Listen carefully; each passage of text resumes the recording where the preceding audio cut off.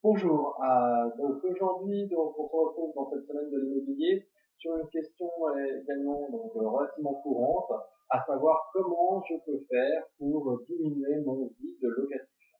À savoir voilà entre deux locataires, comment je peux faire pour raccourcir ce délai et éviter donc de perdre une semaine, des mois de loyer qui ne rentrent pas parce que j'arrive pas à trouver un nouveau locataire. Donc plusieurs petites astuces que j'utilise. Donc la première, voilà, qui peut être très simple, à savoir il existe une assurance qui s'appelle donc l'assurance de vacances locatives. Donc la vacance entre deux locataires, avoir une assurance qui me permet de toucher mon loyer avec ou sans délai de carence et qui, comme toutes les cotisations d'assurance dans le domaine de l'immobilier locatif, sont déductibles des revenus fonciers. Donc ça, c'est une astuce. Mais le plus simple est tout simplement, voilà, une bonne logique, à savoir donc tout d'abord bien connaître le marché immobilier locatif local et être donc dans une fourchette de loyer moyenne à basse pour être sûr de pouvoir louer derrière tout simplement votre bien et qu'il soit donc dans la moyenne du secteur géographique où vous détenez ce bien immobilier. Deuxième point, donc bien entretenir votre bien.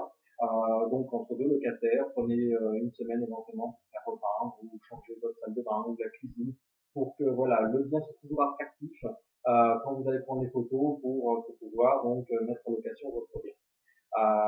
L'emplacement, bien entendu, l'emplacement lorsque vous achetez votre bien immobilier, l'emplacement est primordial pour être sûr de pouvoir louer dans une zone piétonne ou quelque chose, voilà, à proximité d'une gare pour les étudiants, qui soit donc facile à louer.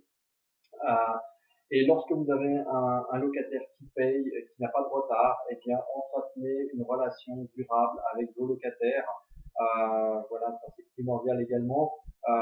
Voilà, c'est-à-dire que gardez, voilà, offrez-leur des chocolats au premier temps. Voilà, allez voir vos locataires sans les harceler bien entendu, mais allez voir régulièrement. Entretenez une bonne communication pour que voilà tout se passe bien et qu'ils restent le plus longtemps possible s'ils payent bien entendu. Et donc pour trouver donc vos locataires, est-ce que vous avez du mal à retrouver un nouveau locataire, baissez éventuellement le prix de votre loyer pour être sûr de louer et que derrière vous ayez une rentrée qui vous paye bien entendu vos charges, c'est le minimum. Mais voilà, c'est pour ça qu'il est toujours primordial d'avoir un loyer cohérent. Et s'il faut garder vos locataires, bah, s'ils payent correctement, bien entendu, n'augmentez pas votre loyer tous les ans au risque qu'ils s'en aillent, tout simplement. Voilà, donc quelques conseils logiques et efficaces, croyez-moi, voilà, j'ai vraiment utilisé toutes ces techniques et qui fonctionnent, et donc mes loyers rentrent tous les mois très simplement. Du coup, je vous souhaite une bonne fin de journée et je vous dis à très bientôt donc pour de prochaines vidéos. Et surtout partagez cette vidéo. À bientôt, au revoir.